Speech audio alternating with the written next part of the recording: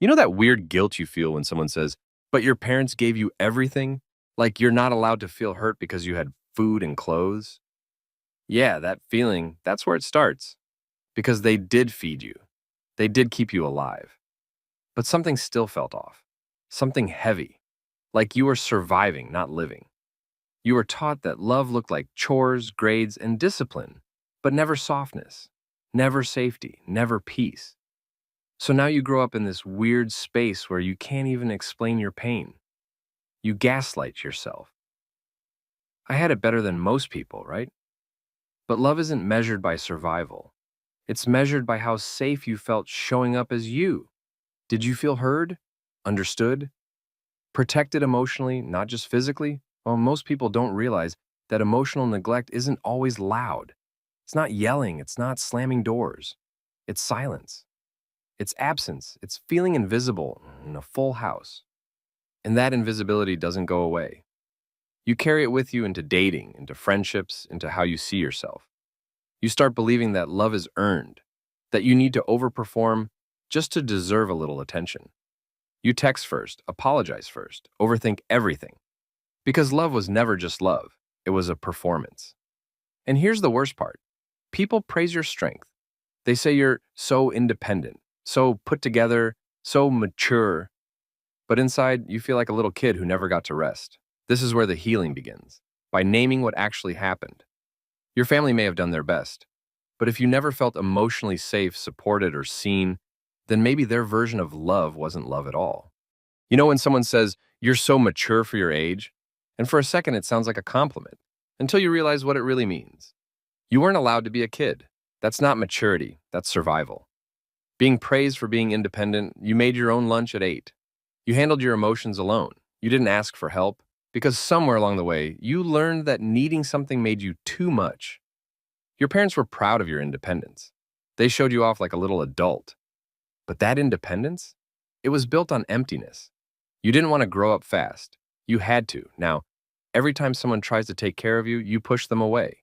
Not because you don't want love, but because it feels unfamiliar, unsafe. You don't know how to let anyone carry you without guilt creeping in. And love that feels like guilt isn't love. You're always the one checking in, supporting others, saying, "I'm fine," even when you're drowning. But deep down, you're exhausted. Because no one taught you that love also looks like letting go. Love looks like being held, not just holding it all together. Being criticized more than you were comforted. You knew the rules in your house. You knew which tone meant danger. You were never told why something hurt. You were just told to stop crying. They said, "Don't be dramatic. You're overreacting. Toughen up."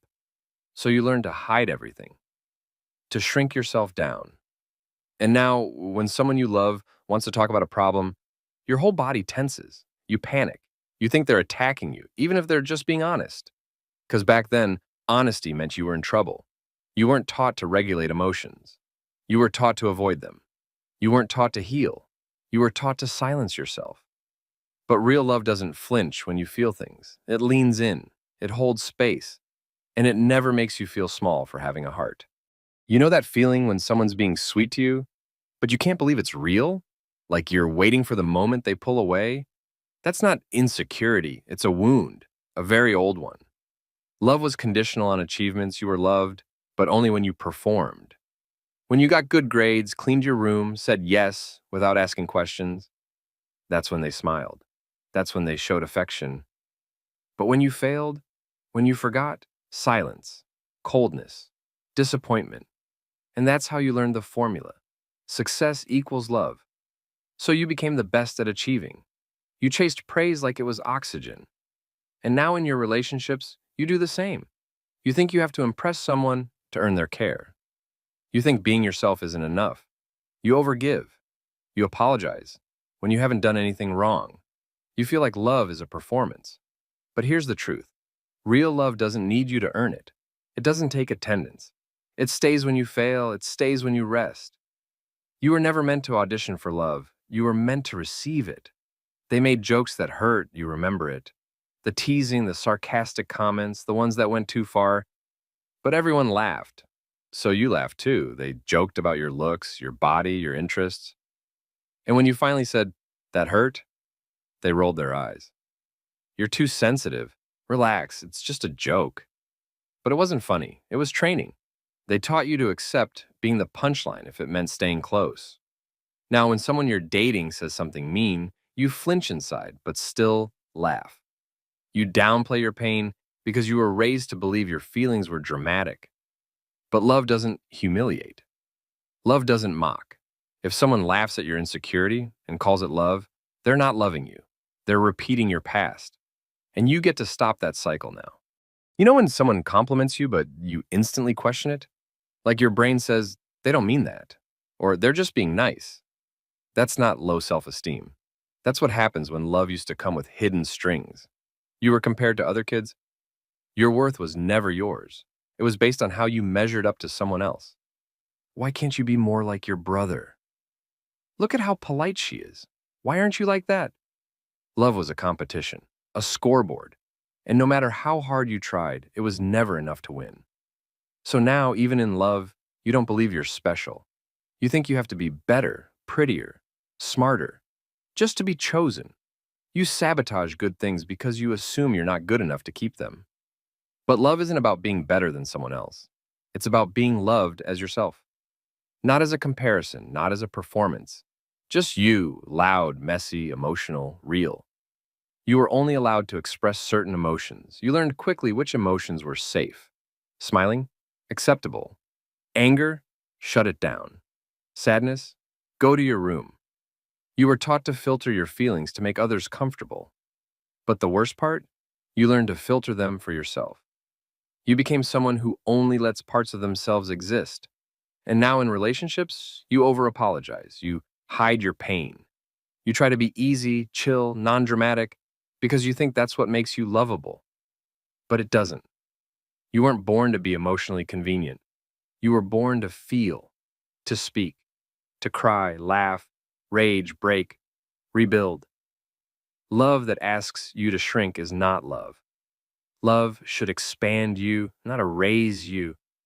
And here's something no one told you as a kid: your emotions were never the problem. The silence around them was. You know that ache you get when you're with people who are supposed to love you, but you still feel alone? That quiet loneliness, the kind that eats at you, even in a crowded room? That's the last wound, the deepest one. Your family never said, "I love you." Maybe they showed it in actions. Maybe they paid the bills, picked you up from practice, made your lunch. But they never said the words. They never held you when you cried. Never looked you in the eyes and said, "You matter to me." So you learned to stop expecting it. You convinced yourself it wasn't important. But it was. You needed to hear it, to feel it. And now, years later, it still haunts you. That hollow space where love should have lived. You question every "I love you" now. When someone says it, you hesitate. Your brain says they'll change their mind. Because love was never consistent. It was never safe. It was never spoken in a way that made it real. But you're allowed to want that now. You're allowed to crave softness, to crave certainty. Love doesn't have to be quiet. It doesn't have to hide. It should feel like being seen, fully, without earning it. The truth is, your family might have done what they knew. Maybe they were surviving too. But that doesn't make your pain any less real. And it doesn't mean you have to keep carrying it. Healing isn't about blaming.